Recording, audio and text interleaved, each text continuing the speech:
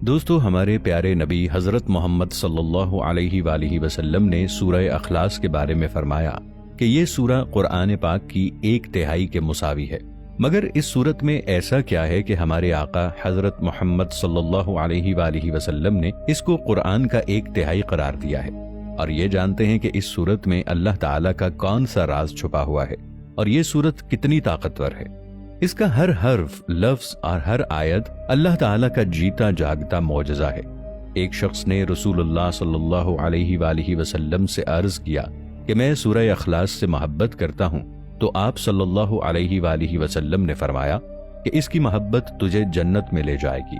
ایک شخص نے کسی کو اس سورت کو پڑھتے ہوئے رات کے وقت سنا کہ وہ بار بار اسی کو دہرا رہا ہے۔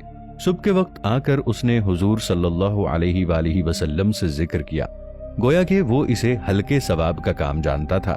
تو حضرت محمد صلی اللہ علیہ وآلہ وسلم نے فرمایا، اس کی قسم جس کے ہاتھ میں میری جان ہے، یہ سورت 1/3 قرآن کے برابر ہے۔ مسند احمد کی روایت میں ہے کہ حضرت ابو ایوب انصاری رضی اللہ تعالی عنہ نے فرمایا، کیا تم میں سے کسی کو یہ طاقت حاصل ہے کہ وہ ہر رات تیسرا حصہ قرآن کا پڑھ لیا کرے؟ صحابہ کرام رضوان اللہ علیہم اجمعین کہنے لگے کہ یہ کس سے ہو سکے گا؟ آپ نے فرمایا، سنو، قل هو اللہ 1/3 قرآن کے برابر ہے۔ اتنے میں رسول اللہ صلی اللہ علیہ وآلہ وسلم بھی تشریف لے آئے۔ حضرت محمد مصطفیٰ صلی اللہ تعالی علیہ وآلہ وسلم نے سن کر فرمایا، ابو ایوب سچ کہہ رہے ہیں۔ اسی طرح ایک مرتبہ حضرت محمد صلی اللہ علیہ وآلہ وسلم نے صحابہ کرام سے فرمایا کہ تم سب ایک ساتھ اکٹھے ہو جاؤ، میں تمہیں آج 1/3 قرآن سناؤں گا۔ صحابہ جمع ہو کر بیٹھ گئے۔ آپ صلی اللہ علیہ وآلہ وسلم گھر سے تشریف لائے اور سورہ قل هو اللہ احد کی تلاوت فرمائی اور پھر گھر تشریف لے گئے۔ اب صحابہ میں باتیں ہونے لگی کہ حضرت محمد صلی اللہ علیہ وآلہ وسلم نے تو یہ وعدہ کیا تھا کہ 1/3 قرآن سنائیں گے، شاید آسمان سے کوئی وحی آ گئی ہو۔ اتنے میں آپ صلی اللہ علیہ وآلہ وسلم پھر واپس تشریف لائے اور فرمایا، میں نے تم سے 1/3 قرآن سنانے کا وعدہ کیا تھا، سنو، یہ سورت 1/3 قرآن کے برابر ہے۔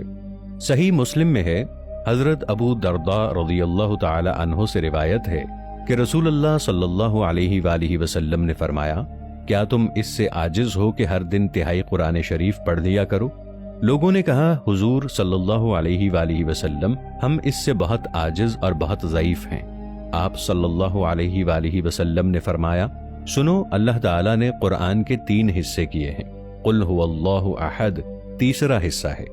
مسند احمد کی ایک روایت میں ہے کہ رسول اللہ صلی اللہ علیہ وآلہ وسلم فرماتے ہیں، جو شخص اس پوری سورت کو 10 مرتبہ پڑھ لے گا، اللہ تعالیٰ اس کے لیے جنت میں ایک محل تعمیر کرے گا۔ اس پر حضرت عمر رضی اللہ تعالی عنہ نے کہا، یا رسول اللہ صلی اللہ علیہ وآلہ وسلم، پھر تو ہم بہت سے محل بنوا لیں گے۔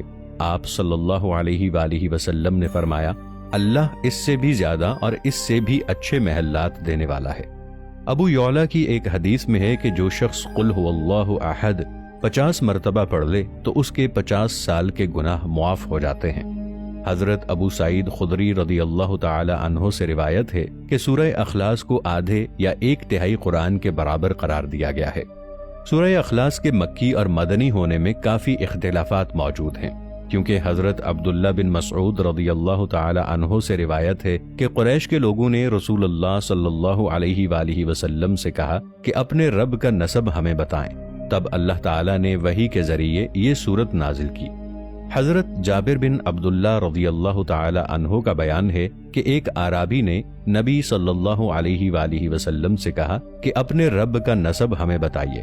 اس پر اللہ تعالی نے یہ سورت نازل فرمائی۔ ابن عباس رضی اللہ تعالی عنہ سے روایت ہے کہ یہودیوں کا گروہ رسول اللہ صلی اللہ علیہ وآلہ وسلم کی خدمت میں حاضر ہوا، جس میں کعب بن اشرف اور حوی بن اخطب شامل تھے، اور انہوں نے کہا کہ اے محمد صلی اللہ علیہ وآلہ وسلم، ہمیں بتائیے کہ آپ کا وہ رب کیسا ہے جس نے آپ کو بھیجا ہے۔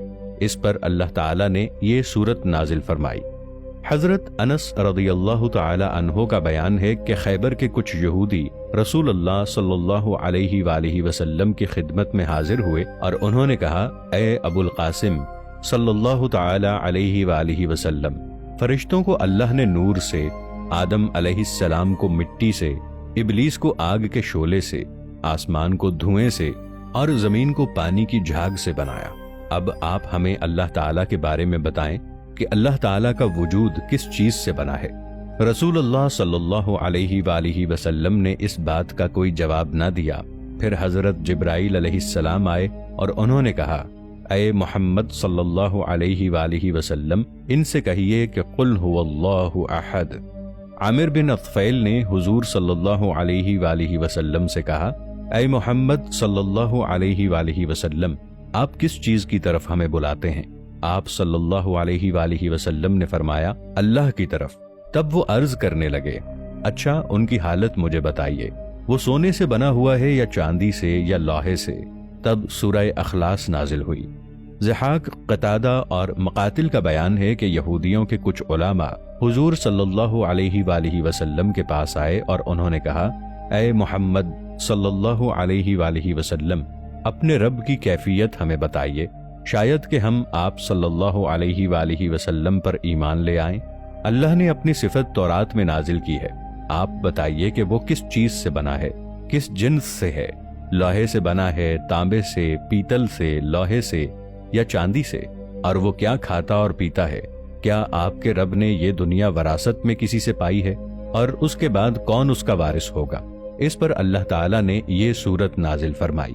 ابن عباس رضی اللہ تعالی عنہ سے روایت ہے کہ نجران کے مسیحیوں کا ایک وفد 7 پادریوں کے ساتھ نبی کریم صلی اللہ علیہ وآلہ وسلم کی خدمت میں حاضر ہوا، اور اس نے حضور صلی اللہ علیہ وآلہ وسلم سے کہا، ہمیں بتائیے کہ آپ صلی اللہ علیہ وآلہ وسلم کا رب کیسا ہے، کس چیز سے بنا ہے؟